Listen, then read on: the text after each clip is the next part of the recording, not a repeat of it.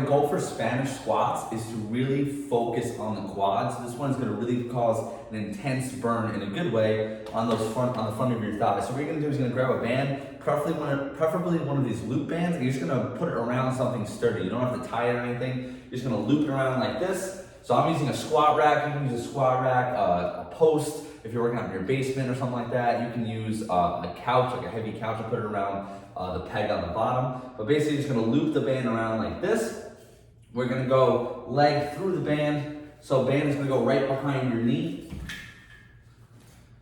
And then what you're gonna do is take a couple of big steps backwards. So I took 2 big steps back. So now what you can see is the band is pulling my knees towards the rack. Now my goal at the top of the squat is to flex my quad so my knee is completely straight and I'm pushing against the band. So the resistance is pulling me this way. I'm using my quads to push the band that way. So basically what I'm gonna do is I'm gonna go down to basically kind of like a half squat, a little bit deeper than a half squat, so about 90 degrees, right about there. And I'm gonna come up. As I come up, I'm gonna really squeeze my quads and push that band and stretch that band out as far as I can. And then I'm gonna go down again and squeeze at the top. Now as you advance in these, you can either use a thicker band or grab some weights. You can hold it goblet style or hold it at your sides.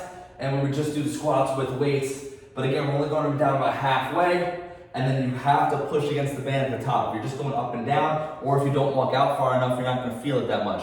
Walk out far and really focus on squeezing the quad and kind of pausing at the top to get that extra squeeze.